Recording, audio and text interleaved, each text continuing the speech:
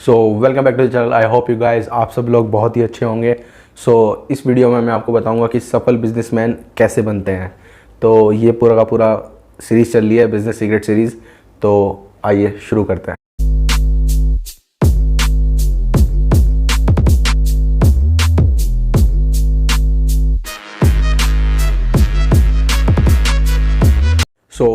Point number 1 है, सफल businessman बनने के लिए आपको एक अच्छे आइडिया की ज़रूरत होनी चाहिए और पैसे की ज़रूरत कोई इतनी नेसेसरी नहीं है। पैसा आ ही जाता है, जब एक अच्छा आइडिया होता है तो पैसा आ ही जाता है। तो सफल बिजनेसमैन बनने के लिए आपको सबसे पहले एक अच्छे आइडिया की ज़रूरत होनी चाहिए और सेकंड नंबर ये है कि आपको उस आइडिया पे काम करना आना चाहिए और दूसरा ये है कि आपके अंदर ये जुनून होना चाहिए कि उस आइडिया को मैं सक्सेसफुल बनाऊंगा।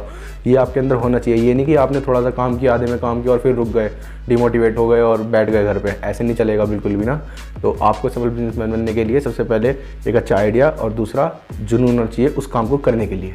एंड जो आपने नाम सुना होगा बिल गेट्स, जो माइक्रोसॉफ्ट के फाउंडर हैं। जब माइक्रोसॉफ्ट के फाउंडर ने अपना बिज़नेस स्टार्ट किया था तो आप मेरी बात का यकीन नहीं करेंगे, उनके पास भी केवल ओनली $500 थे।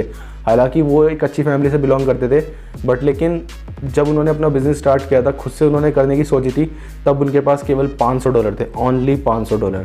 तो आप सोच सकते हैं कि उनका माइंडसेट किस लेवल पे होगा। पॉइंट नंबर 3 ये है कि आप अपने बिज़नेस को जब भी करो तो हमेशा मार्केट पे ध्यान रखो। अपने मार्केट पे ध्यान रखो कि क्या चल रहा है, क्या हो रहा है, किस तरीके से मार्केट रिएक्ट कर रही है, कस्टमर क्या मांग रहा है, क्या फीडबैक है उसका, उसके फीडबैक को फीड फॉरवर्ड में कैसे कन्वर्ट करना है मुझे। तो उस अपनी मार्केट में पूरी तरीके से फोकस रखो, पूरी तरीके से ध्यान रखो। और दूसरा ये है कि आप जब भी मार्केट पे ध्यान रखो, अपने कंपटीशन को भी आप ध्यान में रखोगे तो अपने कंपटीशन से आपको बेटर नहीं करना है, अपने कंपटीशन से आपको डिफरेंट करना है, कुछ अलग करना है। कस्टमर को हमेशा कुछ अलग चाहिए, कुछ डिफरेंट चाहिए। और जब भी आप कुछ डिफरेंट करोगे तो आप एक नई मार्केट क्रिएट करोगे। नई मार्केट क्रिएट करोगे तो आप उस मार्केट में अपने आप ये में ही एक लीडर होगे, क्योंकि आप प्राइस पॉइंट खुद से बनाओगे सारे के सारे। क्योंकि आप एक नई मार्केट क्रिएट करोगे तो प्राइस पॉइंट आप खुद से बनाओगे। जब भी आप अपने कंपटीशन को, अपने कॉम्पिटिटर को स्टडी करें तो उनसे कुछ डिफरेंट करें, उनसे कुछ अलग करें और अपने कस्टमर को डिलाइटफुल एक एक्सपीरियंस दे जो वो कभी भूल ना पाए। और जब उसे वो एक्सपीरियंस मिलेगा ना, तो यकीन मानिए आप मेरी बात को, वो आपका प्रमोशन खुद से करेगा, माउथ टू माउथ पब्लिसिटी करेगा आपकी और आपकी सर्विस के लिए और आपकी मैन्युफैक्चरिंग यूनिट के लिए, या अदरवाइज आप कोई सा भी बिज़नेस कर रहे हैं, उस बिज़नेस के लिए वो कस्टमर खुद लेके आएगा। तो customer mouth to mouth publicity खुद करते हैं जब उन्हें एक डिलाइटफुल एक्सपीरियंस होता है। तो एक्सपीरियंस पे फोकस कीजिए और मार्केट पर देखिए, देखते रहिए, ऐसे ऐसे घूरते रहिए कि बस क्या चल रहा है नया, क्या चल रहा है नया, और उससे मुझे कुछ डिफरेंट करना है। ये पॉइंट नंबर 3 है, बहुत इंपॉर्टेंट पॉइंट है, इसे ध्यान से घुमा घुमा के सुनिएगा। पॉइंट नंबर 4 आ जाता है, मेक ए रोड मैप। तो रोड मैप क्या होता है? रोड मैप वो होता है जो आपका जो बिजनेस आइडिया होगा उसको रियलिटी में कैसे लेके आएंगे, उसके लिए मेक ए रोड मैप। तो सबसे पहले क्या जाता है, एक बिज़नेस आइडिया। तो बिज़नेस आइडिया आपके माइंड में है, ठीक है।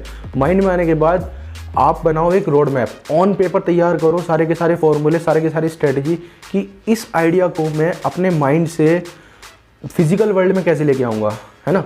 अपने दिमाग से इसको बाहर कैसे अप्लाई करूँगा, फिजिकल वर्ल्ड में कैसे अप्लाई करूँगा। तो रोड मैप होना बहुत ज़्यादा ज़रूरी है, बहुत ज़्यादा इंपॉर्टेंट है। तो फर्स्ट बिजनेस आइडिया हो जाता है। सेकंड आपका, आप उस पर रोड मैप बनाओगे, उसको उसके बिजनेस मैप को तैयार करोगे कि किस तरह वो फिजिकल वर्ल्ड में अप्लाई होगा। अब आ जाता है 5th पॉइंट। तो 5th पॉइंट क्या होता है, पैसे का अरेंजमेंट। तो जब आप रोड मैप तैयार कर लेते हो, आइडिया आपने सोच लिया है, रोड मैप आपने तैयार कर लिया है, तो आपका फिर आ जाता है, आपका लेवल आ जाता है पैसे का अरेंजमेंट। तो सबसे पहले क्या होता है, कोई भी कंपनी स्टार्ट करने के लिए सबसे पहले आपको पैसे का अरेंजमेंट करना होता है, इनिशियल मनी, है ना, जिसे फाउंडेशन मनी भी कहते हैं। तो फाउंडेशन मनी कहाँ से निकलती है? वो निकलती है आपकी सेविंग से। आपने जो भी अब तक का काम किया होगा, आपको वहाँ से सेविंग हुई होगी, वहाँ से आप अपनी वो फाउंडेशन मनी निकाल सकते हो, ठीक है। अगर सेविंग नहीं है तो आप अपने फ्रेंड्स से हेल्प ले सकते हो, फैमिली से हेल्प ले सकते हो। तो फ्रेंड्स, फैमिली और फिर आपके रिलेटिव आ जाते हैं। रिलेटिव आपकी हेल्प करेंगे उस आइडिया को फिजिकल वर्ल्ड में अप्लाई करने के लिए, है ना। तो फ्रेंड्स, फैमिली और सेविंग आपकी होनी चाहिए तो ज़्यादा अच्छा है। तो फ्रेंड्स से भी आप हेल्प ले सकते हो, फैमिली से भी ले सकते हो, और रिलेटिव एंड में आ जाते हैं। रिलेटिव से भी आप हेल्प ले सकते हो उस आइडिया को एग्जीक्यूट करने में।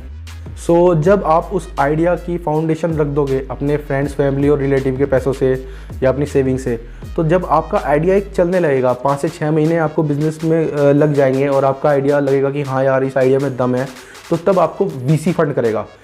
ठीक है। वेंचर कैपिटलिस्ट कंपनीज होती हैं वो फंड करेंगी, एंजल इन्वेस्टर आपको फंड करेंगे। शुरू में एंजल इन्वेस्टर फंड करते हैं जो कंपनी को हाइप देते हैं, देन फिर आपको वीसी फंड करते हैं। तो पैसा आ ही जाता है अगर आपके आइडिया में दम है और वो अच्छे से एग्जीक्यूट हो रहा है, तो पैसा तो आपको मार्केट में बहुत पैसा है। लगाने वाले इन्वेस्टर्स बहुत हैं जिन्होंने बिज़नेस पहले कर चुके, पैसा वो काफ़ी अच्छा कमा चुके, तो वो भी चाहते हैं कि हमारा पैसा इन्वेस्ट हो। तो ऐसे आइडियाज़ में वो लोग भी खूब आगे बढ़ के पैसा लगाते हैं। तो यहाँ से आपका पैसे का अरेंजमेंट ईजिली हो जाएगा। 6 पॉइंट आ जाता है विज़न।